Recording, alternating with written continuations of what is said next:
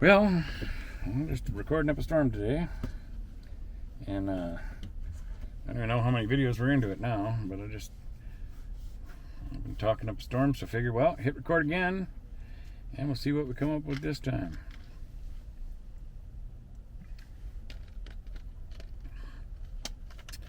And by chance, if you're new here, thank you for checking me out. My church is your church. Is about getting to know the Lord and stuff and talking about Him more.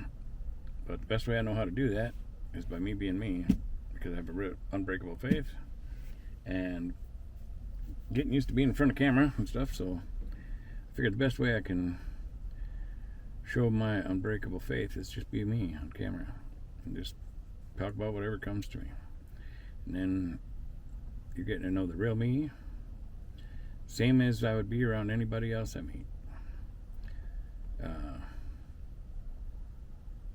And hopefully the light will shine through of my faith, and how strong it is.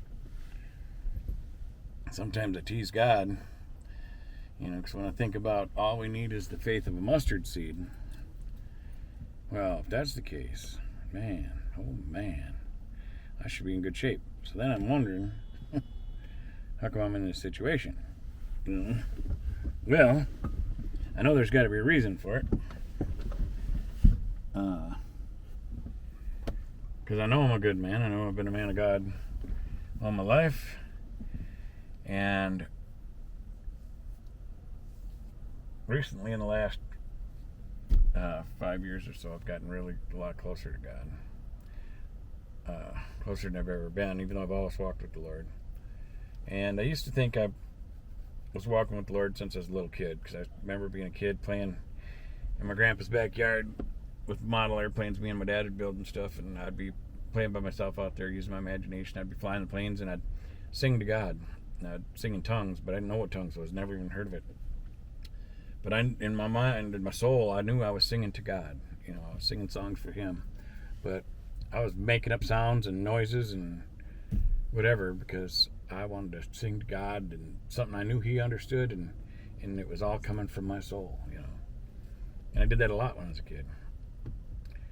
And it's kind of weird because I was in two worlds at once. Because I was in the world of playing with the model airplanes, like I was flying around the yard, and I'd have them come down and land, and then I'd take off, and I'm holding it with my hand the whole time, and I'm imagining how that plane flies through the air, because they don't just turn, a 90-degree turn and cut this way. My imagination, understanding how a plane flies, I would bank a turn and try to move it through the air like a plane would actually move through the air, and land it the way it would land and stuff. I didn't just take off, I'd make like I was going down the runway, and I'd have to crawl along with it or bend over while I'm doing it and get enough runway distance to get it to come off the ground. And then I'd start coming up, and then that's when I could start pulling it up even higher. I'd fly just like a real plane with my imagination. But in the process of doing all that stuff, and then I'd from watching more movies, and because that's a warplane we built or something, I might be radioing to the rest of my squadron, and that the enemy's coming in, the Japanese Zeros, blah, blah, blah, and because I'm building all these different models with my dad, I knew about the Japanese Zeros, the P-51 Mustang, the P-38 Lightning, I knew about the Willys Jeeps and the 50mm cannons and the different ships, the destroyers and submarines and aircraft carriers and, tin cans and sunshine, lollipops and rainbows and happiness and, So I'm using my imagination, and I'm creating my own little story of flying my warplane, But in the process of that, because of my belief in God and being raised in it or being close to God or whatever, I don't know how to explain it because I was really, really close to God. So even though I'm playing, it's like I had two worlds going on at once. I'm having my little imagination creation, but I could feel God with me. So I'd start singing to God.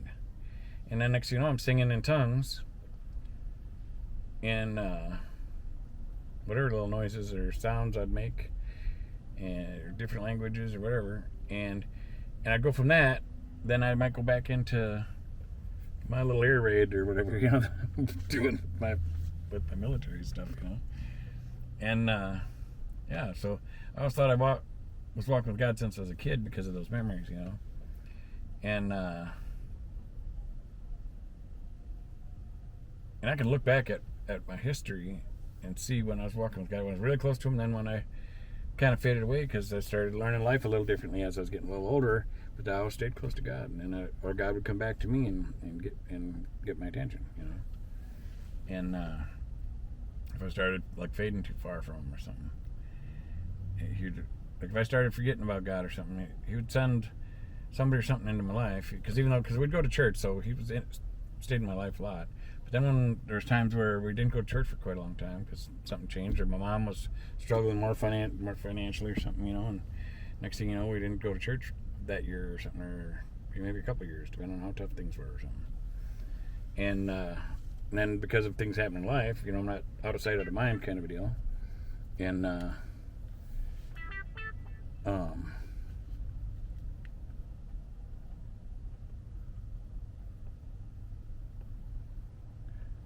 anyway, sorry, I'm letting myself get distracted there. So I started telling people that I've been walking with the Lord most of my life, and then I started thinking back to when I was kindergarten, preschool, kind of like little, like, because I remember doing that, singing to God and stuff all the time. But then something hit me like that. I know, and I can feel it, that I've been walking with the Lord before I was born. Is what I started feeling. And I didn't understand it, but I can feel it, so it's almost like, I don't know how to explain it. Because even when I was a little baby, before I was sitting in my grandpa's backyard with those planes, I can go back even further to when I got memories from when I first started walking, going from crawling to walking, of my dad chasing me around the neighbor's garage outside in the grass, and I would fall because I'm just learning how to get up on my feet and go, and he's chasing to get me, like pretending, but in my mind, because I was a little kid, I really thought I was getting away from him, and I'd fall and I'd start crawling because he's catching up to me, and he's almost going to get me, and I'd get up on my feet and I'd start running again, and I'd laugh and giggle because I got away. He almost got me, but I got away. Well, in my mind as a little child, I really believed I was getting away from him, And now as I got older, I realized that my dad was just pretending like he couldn't catch me, So I understand that now. But when it would happen live in my mind, I remember really thinking I was getting away from him, that he almost got me, And so I have a lot of memories from even when I was at that age, just a little baby. And I remember when I first started sneaking out of my crib, and my parents, my brother, didn't even know that I was sneaking in and out of my crib. I remember how I did it. I watched how my mom would kick the little lever underneath the rail. I couldn't see it, but then when I was out of the crib, I could see where it was, so my mind was learning mechanics then. And so I would sit down, put my legs through the crib rails, and I'd put my heel on it and push, and I've learned that if I pulled up on the door, when I pushed with my foot, it would pop, it would go down easier. But then it was so heavy, it wanted to just go right down, because for a baby it was a heavy slide that door down, But I got stronger and got better at it, because when I first crawled out and snuck out in the night, when I climbed back in, I couldn't get the rail up to click, lock in place, because when you'd pull it up, it'd push that little bar back till it'd catch the catch. Oh boy, I was struggling so hard the first time when I tried to get that thing back up. I finally did it, but boy, was it struggling. I was struggling to get it up. And yeah, so I remember doing that. I remember sneaking out of the crib and stuff. And then I was telling my mom and my brother at the time about memories like that, me sneaking out of the crib and stuff I would do, and they weren't believing me. And they were telling me that no, you because I tell them different stuff in the house or stories I remembered of stuff that happened in that house when I was a little baby. And they're like, no, you can't remember that. You were just a baby. And I said, no, I do remember it. And they're like, no, you can't. You're too little. I said, I do remember it. And I said, I could draw you a blueprint of that house. And they were like, yeah, right. So right then and there, I took a pen and paper and I sketched out the whole floor plan of that house. And where everything was at, where the phone was mounted on the wall in the kitchen, and how the kitchen, then there was the pass-through room, the little den-like, that came up back out to the living room. Then there was the hallway with the bathroom here, and then there's the den room over here, like shifted a little. And then my mom and dad's bedroom was here, and me and my brother's bedroom was here. And yeah, where the living room was and everything. And when I sketched it all out, both my mom and my brother were just like shocked. They looked at it like, yeah, that's exactly how that house was. And I said, yeah, I know, I told you, I remember, So I guess I've always been a little different. Now, maybe what caused that, I still got some time to tell some stories here, about true stories anyway. Maybe what caused that, because I get into science and stuff too, is I have fractured my skull probably over 14 times in my life, okay? From when I was very in the beginning to older. I think the last time I fractured my skull, it was probably in my teens, because I don't think I hit my head when I got in a motorcycle accident. I flipped through the air and landed on my feet. I don't know. That's trivial right now. I don't want to get too sidetracked, but my very first time I fractured my skull was the day I was born. And what had happened is, I was a newborn baby, and they had me on a little baby hospital bed thing where you could put the rails down or up or whatever. They put the rail down so the nurse could deal with the baby and then click it back up or whatever. And because I was a brand newborn baby the day I was born, they didn't think, well, it's a newborn baby. He's not. The nurse didn't think, well, I'm not going to roll out of the crib because I'm newborn. And she went to do something or something like that, and they left my side rail down, and I wiggled and woggled and whatever, and fell to the ground and hit my head. Landed on my head and cracked my skull. And I think my parents, that was in 1968, and I think my parents settled out of court on that one for a couple $1,000 or something, because that was back then. Times were different, and my parents were poor, and probably didn't know nothing about attorneys or nothing and stuff like that. And because I was still wiggling around or whatever and alive and seeming normal, in the hospital, I think, offered them, a couple $1,000 or something not to sue or whatever. I don't know how it went. My mom never talked to me much about that. She did tell me about me falling out on my first day, though, and cracking my head. I've heard that story from my parents. I don't remember that. That I don't remember. But how could I? I mean, I probably got knocked silly, But maybe that's part of why my brain works the way it does, and why I have I call it a semi-photographic memory. I'm not totally photographic like some people. Some people really can remember every little detail of their life, down to colors of clothes and what they ate that day and what the weather was like and all that stuff. I can't do that, but I do have a pretty good memory of a lot of stuff throughout my whole life. How I got on this, I don't know, but this is the kind of stuff that happens on my channel. And that's you getting to know me, whether you like me or not. I guess here I am. I'm sharing myself with you. I hope you like me. I like it when people like me. And if you do like me, I hope I get to meet you. This could really turn into a big thing to where I might have to meet a lot of people, and that's okay because I like people. And if people end up really liking me or liking my channel, I will do my best to try to meet you. Because I want to do some traveling yet anyway, especially in the United States, because I'm in Minnesota. There's a lot of things I want to see in there yet, and I know that God's gonna guide me to people on my journeys, because there's stuff I want to see, and I know that in my journeys to go see that, I know that there's going to be people within the path of those journeys that I'm destined to meet and spend time with, whether it's 5 minutes or whether I stop in a restaurant or something and meet somebody and end up talking to them for hours. It will all happen the way it's supposed to happen. I know it is. I know it will. It's already happened here. When God kept telling me when I wanted to leave the Foundry, that I'd done what I could do there. I wanted me to come here. Even though I fought about it a bit, because I kept wanting to save more money.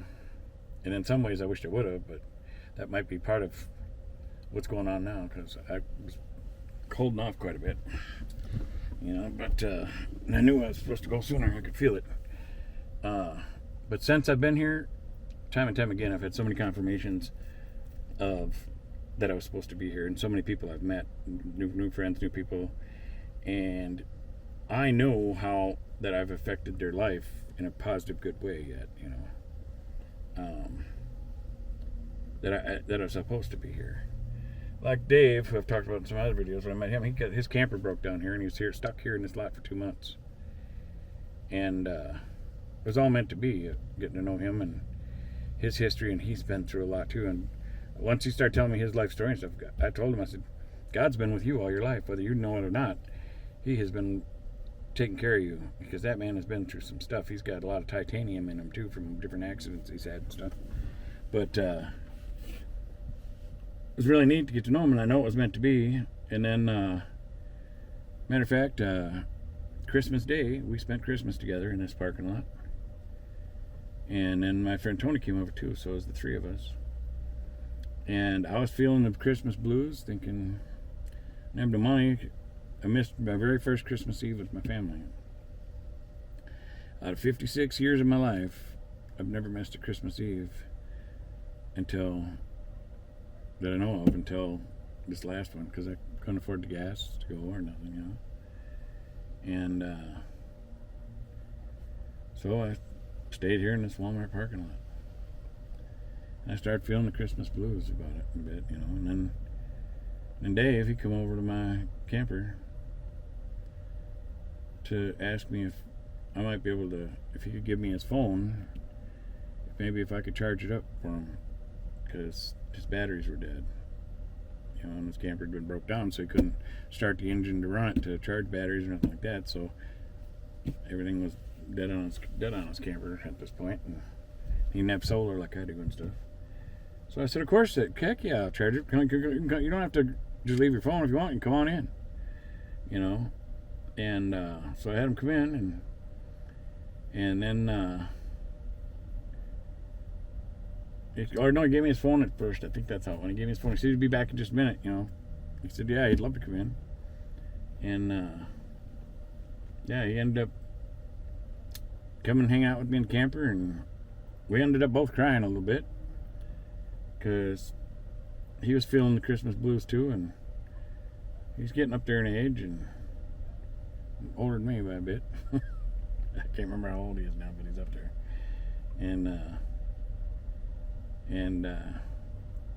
He started, getting emotional, and I gave him a big hug because I could just feel his hurting when he started crying. I just hugged him and I said, "Hey, man, I'm glad you're here." And he was like, I thought I was gonna be all alone on Christmas. I said, "No," I said, I'm glad you're here. I was feeling the same way. I didn't want to be alone on Christmas either.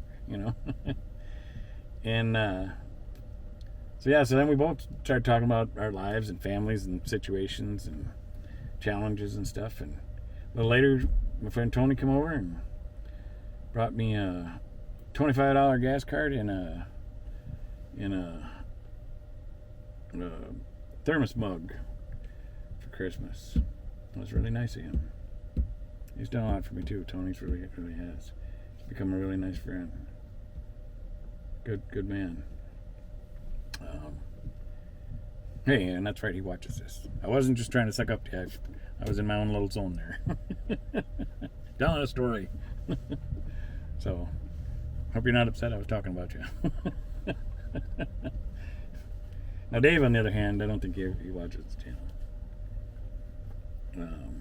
He does watch YouTube stuff, but he's only got a few channels, and like I had showed him like a different channel, and it was like new to him, so he doesn't do like a lot of searching. He's only good because he's older, so he's only got a couple things he normally looks at, or he doesn't think about searching stuff.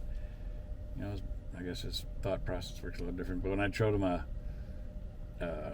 one other YouTube channel that I thought he might like with a singer, that because he likes different singing ones or something. So he really liked that, and he's like, "Oh, what's the name of that one again?" So we looked it up on his phone, and that way he could subscribe or whatever, save to it, so that way he could go back to it. Yeah, but that's kind of cool, and so stuff like that is.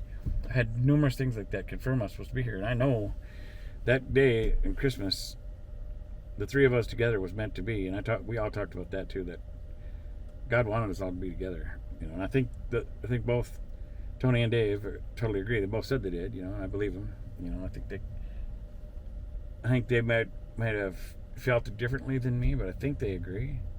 And who knows? I guess maybe they could have just said that to be nice to me, but I don't think so. I think there's a reason for it all. What it is, I don't know, but I still haven't figured it out. But I keep getting confirmations like that every time I think, and I don't think about it no more. I just know I'm supposed to come up here. So everything I've been doing, I've been supposed to be doing. And just when I start breaking down or thinking, maybe, what if I ain't supposed to be doing this? Something will happen. God's like, no, look, here we are again. Don't you start doubting again. I'm showing you. You're supposed to be here, so it keeps happening. Well, thanks for watching. God bless you, and we will see you on the next one.